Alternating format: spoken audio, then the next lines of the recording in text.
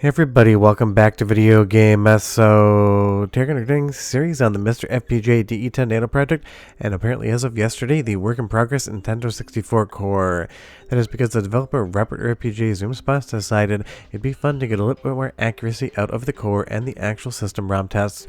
That way they can just basically improve anything they possibly can. And we're going to be going through a lot of the different tests today, a lot of the different demos that use features and functions of the hardware that were never actually included in the library. And just kind of talk about accuracy, the test, what that all means. Before we get too far involved though, do me a huge favor, down below, hit like and subscribe and ring that notification bell, definitely helps us out. And if you feel so inclined and want to support the channel, I got a Patreon link down below as well. And if you want to grab this core right now, it is on the MiSTer FPGA Discord under the N64 channel. It is just a test core, so it might take a little bit to come to update all. I'll have to wait and see on that one. But it seems like Robert just decided he wanted to get some more accuracy and some better implementation out of the core on the DE10 Nano board. And don't forget, Robert is the developer of the core for the Mod Retro M64 as well.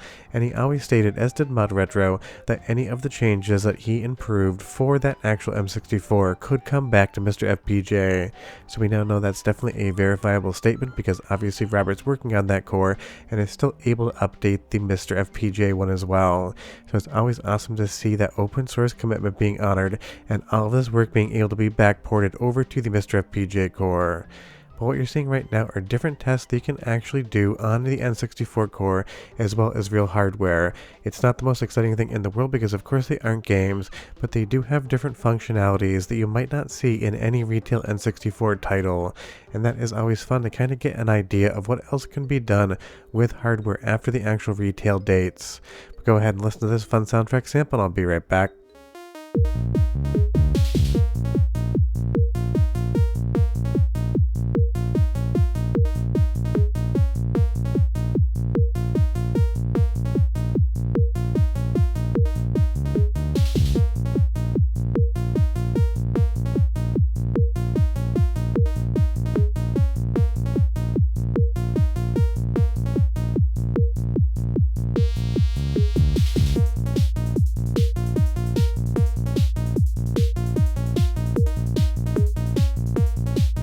Really fun music, but let's move over to the system test ROM accuracy result here so we can talk about how many tests the new MiSTer FPGA core failed. And that is all of 5 out of 3,667 with a 99% success rate, and the listed fails down below.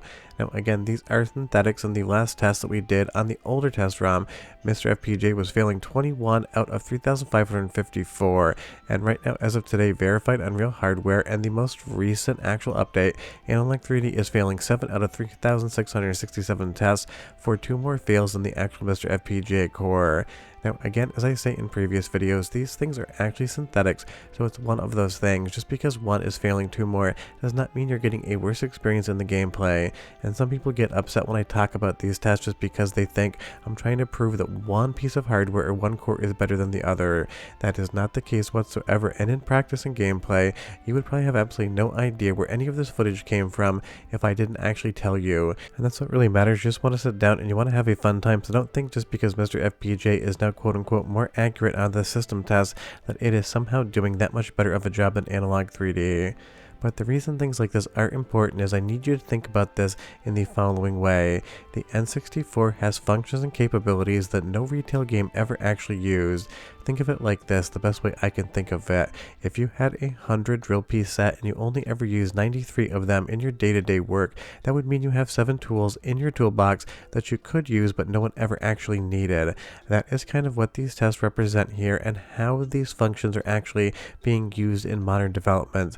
The N64 can do things in hardware and in the software development kit, especially with new SDKs, that were never actually utilized on any retail game. So those functions aren't required for an N64 core to reach 100% retail compatibility with the North American, Japanese, and PAL libraries, but for these ROM hacks that do run on real hardware and don't run in emulation or on FPGA, that means those functions are missing. And just playing around with a lot of these tests here, you can just see how incredibly complex they are and how many fun things they can do with the N64 hardware. And now that you have stuff like Analogue 3D out into the market, you have Mod Retro coming soon, and obviously we've had MiSTer FPGA for a while, you're going to end up in a situation where you're going to see a lot more development doing a lot more special things with the N64 hardware. And that's just going to be an absolute win for everybody. Now, Robert did say on Discord that with a faster FPGA, the 5 less fails could absolutely be rectified for a 100% passing score. Now, obviously, with the moderator M64 being developed by Robert on a more powerful FPGA, I would assume that the anticipation is, once that core is mature, and maybe it'll take an update or two, we don't know, that it will be able to pass 100% of the tests. And that is definitely important because with all of the N64 hardware hitting the market now, in FPGA, it really is fun to see exactly what can be done. And I don't want you to think that just because something hits 100% of the pass test doesn't mean that it can't function in some sort of weird ways. Because again, it is just a synthetic. It is an important synthetic, but it doesn't tell 100% of the story. Honestly, the overall visuals of a core, the overall performance, those are going to be defined outside of just that sys test, and you do need to keep that in mind when you're kind of playing around with these things. If you ever want to see a bunch of donuts flying around with some boxes or crates there, this is stuff you can do, and these are actually really important tests, even if for gameplay wise they don't really cover much whatsoever. And if you don't remember, when I uploaded a bunch of different 3DO M2 software development kit tests, we had very similar tests in there as well, because this is basically keeping track of all of the triangles, how fast they're updating, and kind of the physics behind everything else. And that is important, because you can also see here we have this transparent tea kettle, and I do not know why, but tea kettles are all the rage in these tests. Dreamcast had some as well. You just get a sense of what the N64 hardware is capable of outside of that retail library. It'll be interesting to see what Robert's able to accomplish on the moderator M64 with that much bigger AMD FPGA chip, because obviously on the MiSTer side of things with the Cyclone 5, we're basically hitting 100% capacity of what is possible. And Robert even talked about in the actual Discord server where it could be improved if they just had a little bit faster of an FPGA chip with a little bit more capabilities. Because basically right now, if you tried to do some of this 64-bit memory addressing across both TLB and non-TLB implementations, or translation look-aside buffer, it could throw some issues up, but that function has never been used by any retail or fan game or ROM hack ever, and basically it probably is something that never actually would occur. But the reality is it could still present an issue if somebody tried to use it in the future, even though it would be ill-advised to actually spend any time doing it, because you really wouldn't have much of a benefit. And again, on the Donkey Kong 64 side of things with the Vine, it has now been confirmed on Analogue 3D across PAL, Japanese, and North American territories that if you actually run this test multiple times, Donkey Kong will eventually miss the Vine there as well, which is really confusing, and I'm not quite sure why it's doing that. It passes sometimes, fails the other times. Not sure if it starts on some sort of cycle when you actually end up going to loot the card up.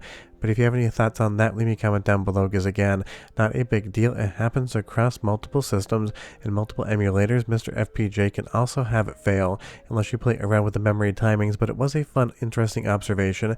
After somebody actually tested it like 15 or 20 times in a row, it seemed like about 1 out of every 4 times Donkey Kong would miss the Vine on Analogue 3D as well. So it seems like that is definitely still the final boss of N64 in FPGA, is Donkey Kong grabbing this Vine right here.